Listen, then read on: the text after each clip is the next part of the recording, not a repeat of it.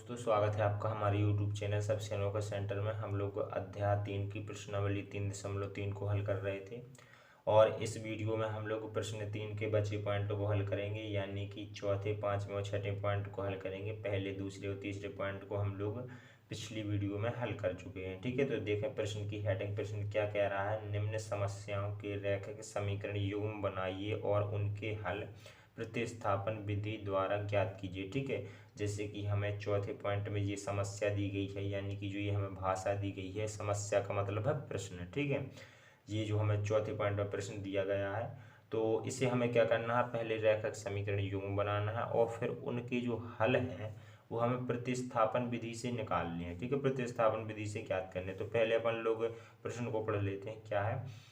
एक नगर में टैक्सी के भाड़े में एक नियत भाड़े के अतिरिक्त तय की गई दूरी पर भाड़ा सम्मिलित किया जाता है। 10 किलोमीटर दूरी के लिए भाड़ा रुपये 105 है। 15 किलोमीटर के लिए भाड़ा रुपये 155 है। नियत भाड़ा और प्रति किलोमीटर भाड़ा क्या है? ठीक है, सो हमें नियत भाड़ा और प्रति किलोमीटर भाड़ा निकालना है। आगे कह रहा है एक व्यक्ति को 25 किलोमीटर यात्रा करने के लिए कितना भाड़ा देना होगा। ठीक है, तो ये तो बाद की बात है, जब ये दोनों निकल आएंगे, यानी नियत भाड़ा और प्रति किलोमीटर भाड़ा, तो ये फिर अपन लोग बाद में निकालेंगे। तो प्रश्न कह रहा है कि जो नियत भाड़ा है, नियत भाड़ा तो लगना ही लगना है और फिर उसमें दूरी, अतिरिक्त दूरी के लिए भी भाड़ा सम्मिलित होगा, यानी नियत भाड़ा और अतिरिक्त दूरी का जो भाड़ा है वो मिलाकर 10 किलोमीटर के लिए कितना बन रहा है? 10 किलोमीटर के लिए बन रहा है 105 और 15 किलोमीटर के लिए बन रहा है 155। ठीक है, जैसे कि देखते हैं, अपन लोग करके देखते हैं। यहाँ पर अपन लोगों को क्या निकालना है? नियत भाड़ा और प्रति किलोमीटर भाड़ा निकालना। तो यहाँ अपन लोग मान लेंगे, माना, यहाँ अपन लोग मान के चलेंगे, माना नियत भाड़ा, नियत भाड़ा बराबर x मान लेंगे। ठीक है, x रुपए मान लेंगे तथा प्रति किलोमीटर भाड़ा, प्रति किलोमीटर का भाड़ा अपन लोग मान लेंगे y। ठीक है, इस प्रकार से भाड़ा बराबर y रुपए। सो अब देखें प्रश्नानुसार, प्रश्न क्या कह रहा था कि जो नियत भाड़े के अतिरिक्त तय की गई दूरी पर भाड़ा सम्मिलित किया जाता है। ठीक है, फिर 10 किलोमीटर दूरी के लिए भाड़ा कितना है? 105 है। नियत और जो ये दूरी है, इन दोनों को मिला करके कितना है? नियत और 10 किलोमीटर दूरी का किराया कितना है? 105। चूँकि नियत तो लगना ही लगना है। ठीक है, फिर अपन लोग जो दूरी चलेंगे उसके हिसाब से जुड़ जाएगा। ठीक है, दूरी का भी जुड़ जाएगा, लेकिन नियत तो लगना ही लगना है। ठीक है, तो यहाँ पर देखें, यहाँ पर अपना नियत किराया कितना है? नियत x है, नियत भाड़ा x है। सो ये तो लगना ही लगना है हर हाल में। ठीक है, और फिर 10 किलोमीटर का किराया और लगना है, तो 10 किलोमीटर, 10 और गुणा 1 किलोमीटर का किराया अपन लोग कितना माने हैं? y, यानी प्रति किलोमीटर का भाड़ा कितना माने हैं? y माने हैं। तो 10 गुणा y को बराबर इनका किराया कितना लगता है? दोनों का, नियत और 10 किलोमीटर का मिलकर कितना हो जाता है? 105। सो इस प्रकार से अपन लोगों ने कर दिया 105 रुपये। सो यहाँ पर x और प्लस यहाँ पर 10 का गुणा कर देंगे, सो 10y बराबर में हो जाएगा 105, और इसे अपन लोग समीकरण फर्स्ट का नाम दे देंगे। इसी प्रकार से देखें 15 किलोमीटर के लिए भाड़ा कितना है? 155 रुपये है। ठीक है, तो नियत, ये अपन लोगों ने नियत लगा दिए, नियत तो लगना ही लगना। अब 15 किलोमीटर का किराया निकालेंगे, सो 15 गुणा और 1 किलोमीटर का किराया, यानी प्रति किलोमीटर किराया कितना माना है? y। सो इसमें y से गुणा कर देंगे और फिर अपन को कुल किराया कितना लगता है? 155। सो ये अपन ने 155 लिख दिया। ठीक है, अब देखें x और प्लस 15 गुणा y में करेंगे, सो यहाँ पर हो जाएगा 15y और बराबर में कितना? बराबर में अपना 155। इसे अपन लोग समीकरण सेकंड का नाम दे देंगे। ठीक है, अब अपन लोगों ने रैखिक समीकरण तो बना ली। अब अपन लोग समीकरण फर्स्ट और सेकंड को हल करके x और y के मान निकाल लेंगे। वो भी किस विधि से हल करना है? प्रतिस्थापन विधि से। ठीक है, सो प्रतिस्थापन विधि से हल करने के लिए अपन लोग जानते हैं कि समीकरण फर्स्ट या सेकंड लेकर के उससे x या y का मान निकालते हैं और फिर दूसरे समीकरण में रख देते हैं, जिससे निकाला है उसमें नहीं, दूसरे में रख देते हैं। ठीक है, जैसे कि यहाँ अपन लोग समीकरण फर्स्ट को ले रहे हैं, तो देखें समीकरण फर्स्ट से, तो समीकरण फर्स्ट को एक बार नोट करेंगे। x बराबर है नहीं sorry, x plus 10y, x plus 10y है और बराबर में है 105। इस प्रकार से, ठीक है। यहाँ से अपन x या y का मान निकाल लेंगे, सो अपन लोग x का मान निकाल लेते हैं। सो x बराबर 105 और 10y को उस तरफ ले जाएंगे, सो ये अपना माइनस का हो जाएगा। इस प्रकार से अपन लोगों ने x का मान निकाल लिया, कितना है 105 माइनस 10y। ये x का मान अपन लोगों ने समीकरण फर्स्ट से निकाला, सो अपन लोग समीकरण सेकंड में x का मान रख देंगे, ठीक है। सो यहाँ पर लिखेंगे समीकरण सेकंड में x का मान रखने पर, x का मान रखने पर, सो समीकरण सेकंड को नोट करेंगे। यहाँ पर x प्लस 15y और बराबर में कितना है 155 है। सो x का मान रखेंगे, x की जगह पर कितना रखना है 105 माइनस 10y, ये x की जगह पे रख दिया। फिर आगे का अपन लोग नोट कर लेंगे, 15y बराबर में कितना है 155। इस प्रकार से, ठीक है। अब देखें यहाँ पर कितना है, यहाँ पर जो 105 है अपन लोग 155 तरफ ले जाएंगे, ठीक है। तो अब अपन लोग इन्हें हल कर लेंगे। तो यहाँ पर 15y ये प्लस में है, ये माइनस में, यानी कि ये प्लस माइनस की संख्या घट जाती है, तो 15y में से 10y घट जाएंगे, तो यहाँ पर बचेगा 5y, ठीक है। और बराबर में कितना है 155 और 105 को भी अपन लोग उस तरफ ले जा रहे हैं, तो ये अपना माइनस में हो जाएगा। इस प्रकार से, ठीक है। अब देखें 5y बराबर 155 में से 105 को घटा देंगे, सो यहाँ पर कितना बचेगा 50 बचेगा। अब y बराबर निकालेंगे, सो कितना निकल के आ जाएगा 50/5।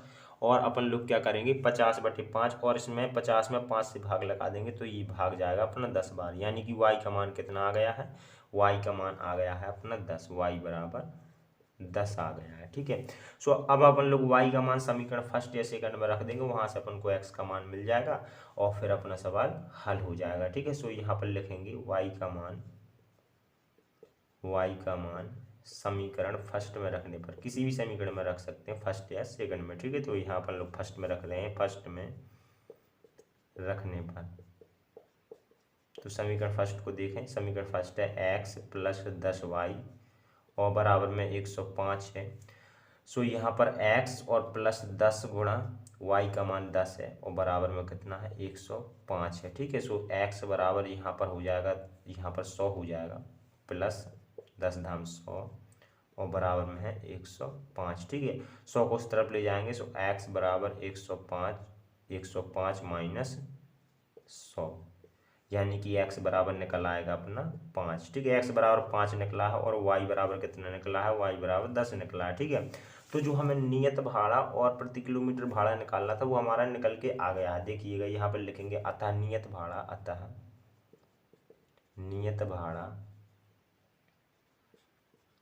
भाड़ा अपन लोग क्या माने थे, नियत भाड़ा अपन लोग माने थे x रुपये। सो x का मान कितना आया है 5, सो यहाँ पर लिख देंगे 5 रुपये, ये अपना नियत भाड़ा निकल के आ गया, ठीक है। तथा प्रति किलोमीटर भाड़ा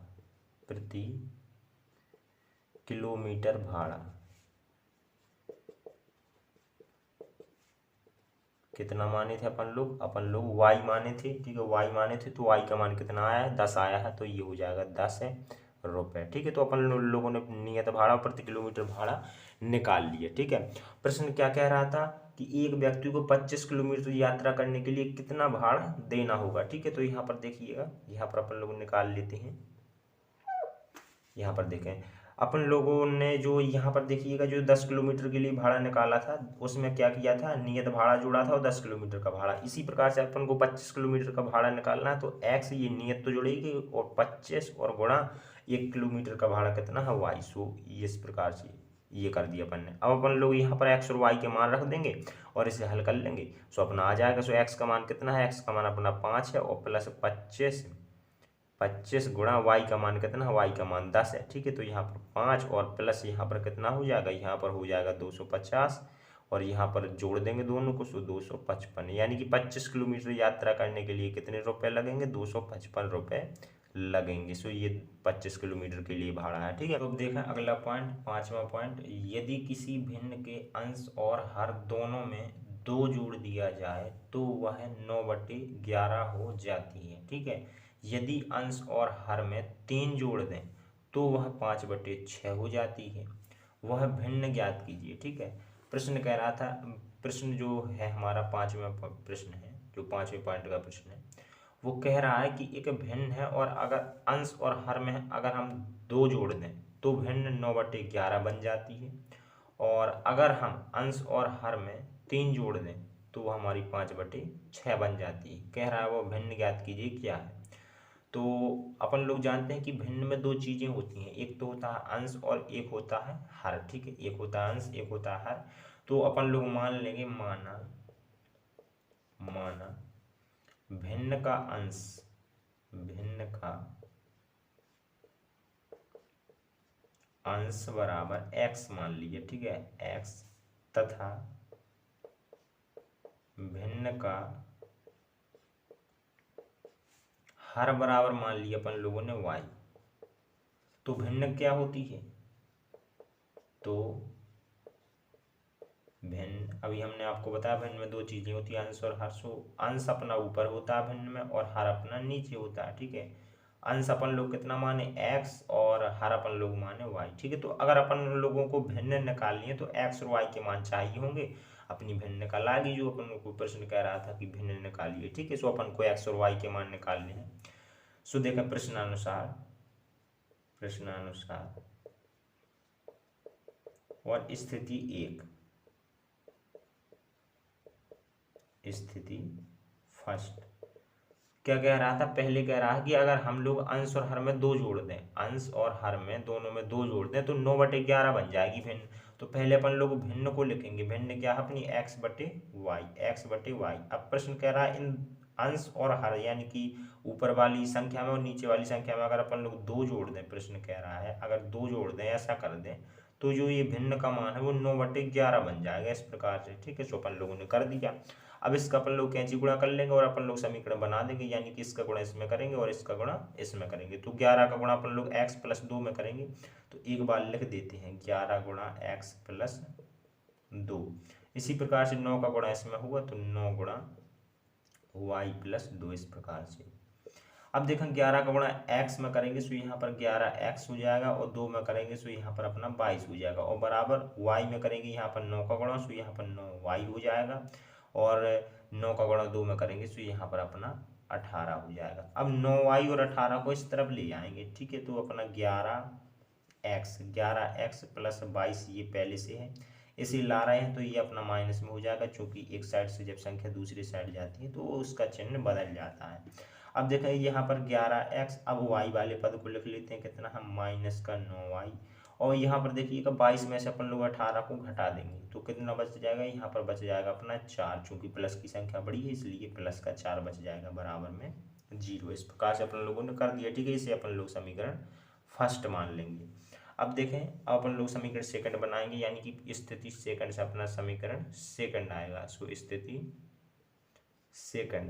सेकंड में क्या कह रहा है, यानी कि दूसरी बार प्रश्न क्या कह रहा है, कह रहा है यदि अंश और हर में 3 जोड़ दें तो वो भिन्न जो है हमारी वो 5/6 बन जाती है। तो पहले तो अपन लोग भिन्न लिख लेंगे, अब इसमें 3 जोड़ देंगे अंश और हर में, ये अपन लोगों ने हर में जोड़ दिया, यहाँ पर अंश में जोड़ दिया है तो भिन्न कितनी आ जाती है 5/6। अब इसका अपन लोग कैंची गुणा कर देंगे, तो इसका गुणा इसमें करेंगे, यानी 6 का गुणा x + 3 में करेंगे तो x में होगा तो 6x हो जाएगा और 3 में होगा तो यहाँ पर 18 हो जाएगा और बराबर। अब 5 का गुणा y में करेंगे तो यहाँ पर कितना हो जाएगा 5y और 3 में करेंगे तो हो जाएगा 15। अब 5y 15 को इस तरफ ले आएंगे तो 6x + 18 ये दोनों हो जाएंगे माइनस में, तो 5y माइनस के और माइनस के 15 बराबर में क्या बचा 0। अब देखें 6x और माइनस के 5y और फिर 18 में से 15 घट जाएंगे तो यहाँ पर कितने बचेंगे प्लस के 3 बराबर 0। इसे अपन लोग समीकरण सेकंड मान लेंगे।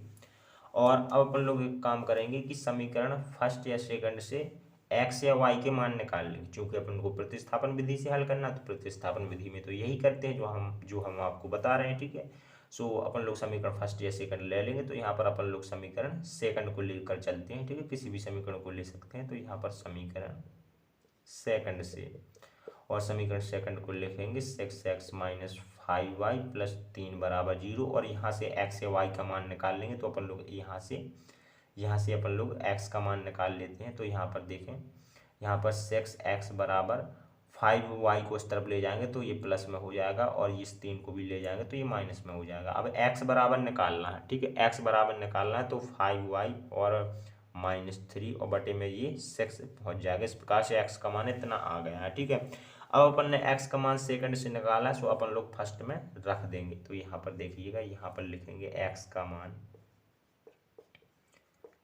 मान समीकरण फर्स्ट में रखने पर,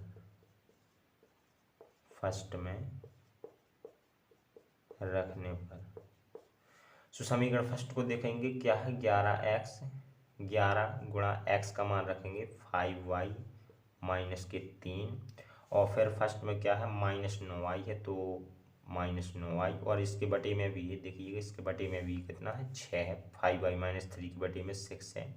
फिर बराबर नहीं, यहाँ पर आगे बढ़ जाएंगे तो यहाँ पर -9y के बाद में +4 मिल रहा है, +4, और फिर है अपना बराबर में 0, इस प्रकार से। ठीक है, सो अपन लोगों ने कर दिया। अब देखें इसे अपन लोग हल करेंगे। ठीक है, सो हल करेंगे, क्या करेंगे, 11 का अंदर गुणा कर देंगे। ठीक है, 11 का अंदर गुणा करेंगे, जो 5y में होगा सो यहाँ पर कितना हो जाएगा 55y हो जाएगा, और 3 में होगा सो यहाँ पर 33 हो जाएगा, और बटे में कितना है अपना 6 है।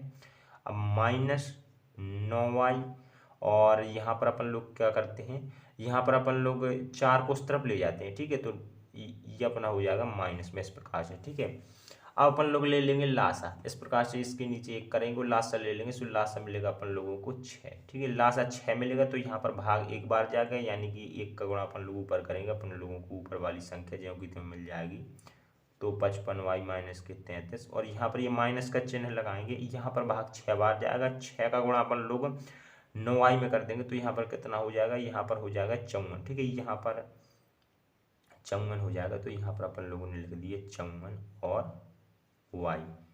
ठीक है, इस तरह से। और अब अपना बराबर को इस तरफ क्या है, -4 है। सो इस प्रकार से करने के बाद में अब देखें इसे अपन लोग हल कर लेंगे। 55y में से 54y को घटा देंगे, चूंकि ये प्लस ये माइनस वाला है, तो यहाँ पर अपना 1y बचेगा, 1 को लिखें या फिर ना लिखें, और 33 बचेगा, और फिर अपना बटे में कितना है 6 बराबर -4, और बटे में 1 करके अपन लोग कैंची गुणा कर देंगे। ठीक है, तो 1 गुणा इसमें होगा, यानी अपन को यही संख्या मिल जाएगी y और -33, और यहाँ पर 6 का गुणा -4 में होगा, तो यहाँ पर कितना हो जाएगा, यहाँ पर हो जाएगा अपना 24 हो जाएगा। ठीक है, अब अपन लोग 33 को उस तरफ ले जाएंगे, सो y बराबर अपन निकल के आ जाएगा -24 + 33। ठीक है, अपन लोग जानते हैं माइनस प्लस की संख्या क्या होती है, घटती है, तो यहाँ पर 33 में से अपन लोग 24 को घटाएंगे, 33 में से 24 को घटाएंगे, सो y बराबर अपन को मिल जाएगा 9। ठीक है, सो जो y बराबर ये अपना 9 आया है, ये अपन लोग समीकरण फर्स्ट या सेकंड में रख देंगे और x का मान निकाल लेंगे। ठीक है, तो देखें ये y का मान अपन लोग समीकरण फर्स्ट या सेकंड में रख देंगे, किसी में भी रख देंगे। ठीक है, सो यहाँ पर लिखते हैं y का मान समीकरण सेकंड में रखने पर, किसी भी समीकरण में रख सकते हैं। ठीक है, तो अपन लोग सेकंड में रखते हैं, सेकंड में रखने पर तो समीकरण सेकंड को यहाँ पर नोट करेंगे। समीकरण सेकंड क्या है, 6x - 5y + 3 = 0। अब इसे यहाँ पर अपन लोगों को y की जगह पे बस 9 रखना है, बाकी पूरा समीकरण ज्यों का त्यों रखना है। सो 6x - 5 गुणा y की जगह पे 9 + 3 = 0। सो 6x माइनस यहाँ पर कितना हो जाएगा, यहाँ पर हो जाएगा 45, और +3 = 0, और 45 में से अपन लोग 3 घटा देंगे, चूँकि ये माइनस का प्लस का जो घट जाएगा। सो यहाँ पर अपना बचेगा 42। ठीक है, यहाँ पर कितना बचेगा, यहाँ पर माइनस का 42 बचेगा, चूँकि बड़ी संख्या है तो बड़ी संख्या का चिन्ह आ जाएगा। 42 को अपन लोग उस तरफ ले जाएंगे, सो 6x बराबर आ जाएगा 42, प्लस का हो गया, और x बराबर निकालेंगे, सो 42 बटे में 6, और 6 से भाग लगा देंगे, तो यहाँ पर अपना भाग जाएगा 7 बार। x का मान आ गया 7, y का मान और x का मान आ गया। सो अब अपन लोग भिन्न निकाल लेंगे, तो अतः भिन्न बराबर, भिन्न अपन लोग क्या माने थे, x बटे वाई, भिन्न x बटे वाई थी ना अपनी, तो x का मान कितना निकला 7 और y का मान कितना निकला है 9, तो अपनी भिन्न बन गई 7/9। यही अपनों को भिन्न निकालनी थी, तो ये अपना 5वां पॉइंट कंप्लीट हो जाता है। अब देखें 6वां पॉइंट, और इस प्रश्न 3 का आखिरी पॉइंट है। तो देखें 5 वर्ष बाद जैकब की आयु उसके पुत्र की आयु से 3 गुनी हो जाएगी। 5 वर्ष बाद जो है, 5 वर्ष बाद जो जैकब की आयु है वो उसके पुत्र की आयु से 3 गुनी हो जाएगी। और फिर कह रहा है 5 वर्ष पूर्व जैकब की आयु उसके पुत्र की आयु की 7 गुनी थी, उनकी वर्तमान आयु क्या है। ठीक है, उनकी वर्तमान आयु निकालना है। तो यहाँ पर देखिएगा, यहाँ पर अपन लोग मान लेंगे, माना माना जैकब की वर्तमान आयु, जैकब की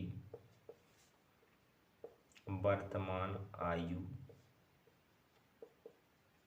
अपन लोग मान लेंगे कि x वर्ष है, ठीक है, x वर्ष, तथा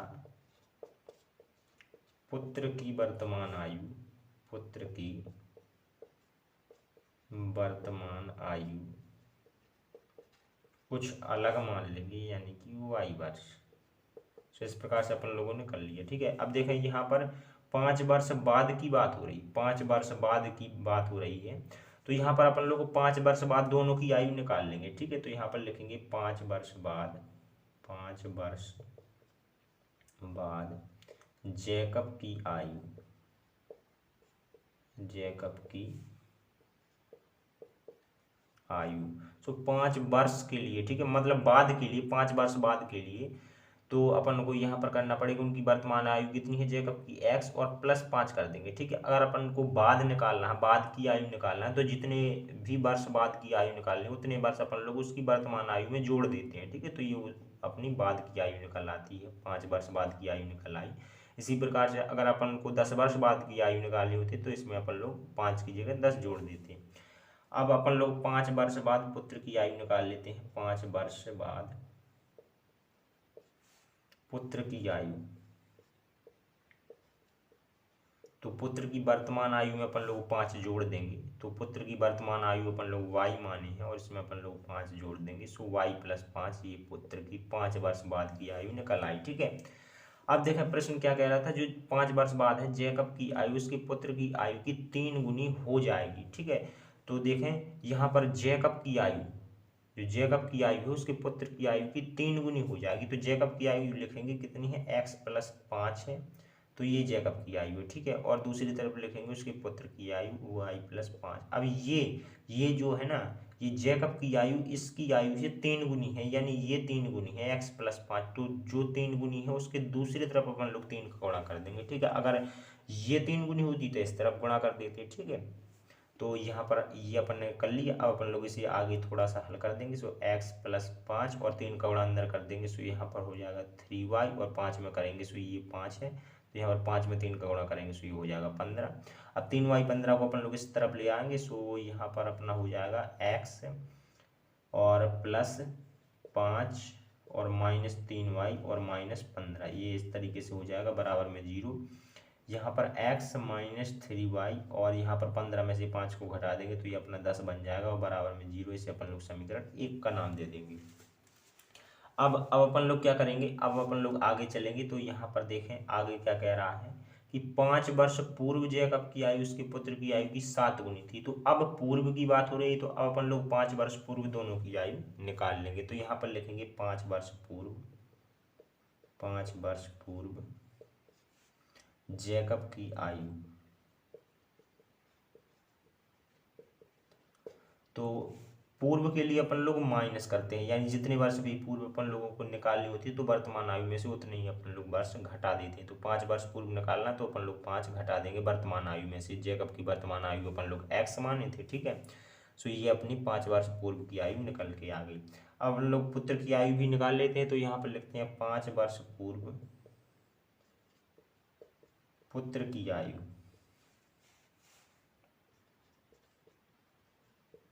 पुत्र की आयु, तो पुत्र की वर्तमान आयु y माने हम 5 वर्ष पूर्व निकालना है, तो अपन लोगों ने y - 5 कर दिए। सो इस प्रकार से ये अपनी दोनों की 5 वर्ष पूर्व आयु निकल आई।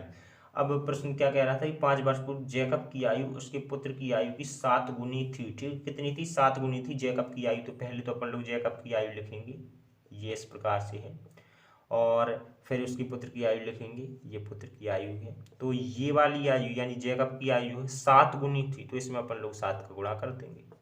इसे आगे बढ़ा लेंगे, x - 5 बराबर 7 का अंदर गुणा करेंगे, सो 7y को 5 में करेंगे तो यहाँ पर हो जाएगा 35।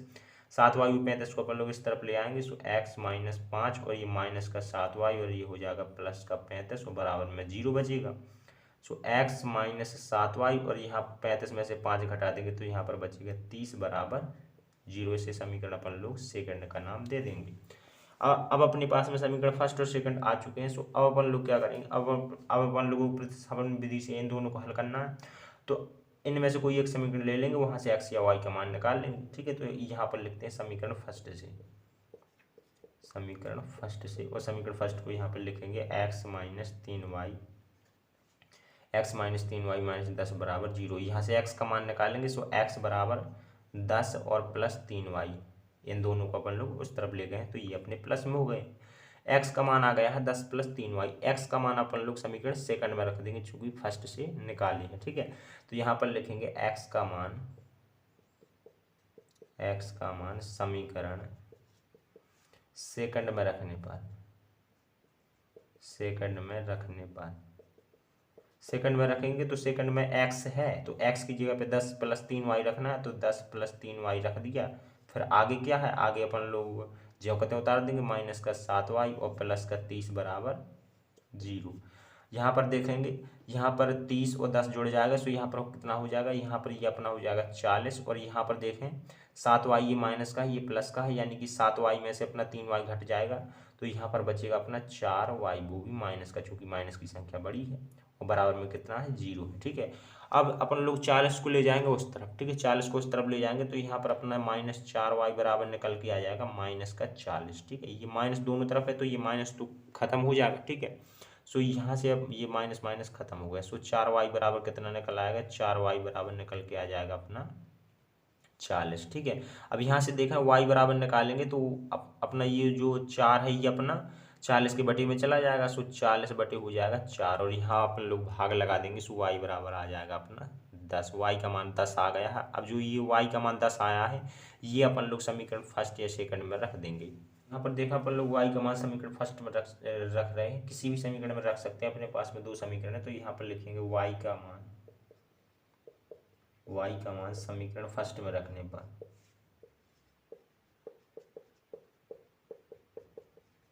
तो समीकरण फर्स्ट है अपना x माइनस 3y माइनस 10 बराबर 0, तो x माइनस 3 गुणा y की जगह पे 10 और माइनस 10 बराबर 0। सो x बराबर x, और यहाँ पर कितना हो जाएगा 30 हो जाएगा, यहाँ पर 30 हो जाएगा, 10 का गुणा 3 में कर देंगे, और माइनस का 10 बराबर में 0, इस प्रकार से। ठीक है, अब देखें यहाँ पर x और ये माइनस माइनस में दोनों संख्या है, सो ये अपनी जुड़ जाएंगी, सो माइनस का 40 बराबर 0 हो जाएगा, यानी x बराबर आ जाएगा अपना 40। सो x का मान आ गया 40, y का मान आ गया 10। तो यहाँ पर लिखेंगे अतः जैकब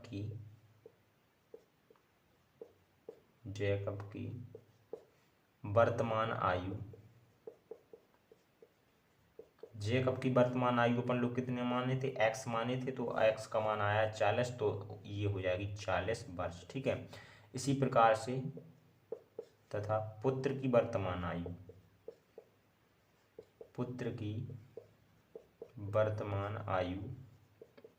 अपन लोग y माने थे, तो y का मान 10 आया है, y का मान आया है 10, तो यहाँ पर हो जाएगा 10 वर्ष। ठीक है, सो ये अपने आंसर हो जाएंगे। इस प्रकार से अपना 6वां पॉइंट भी कंप्लीट हो जाता है।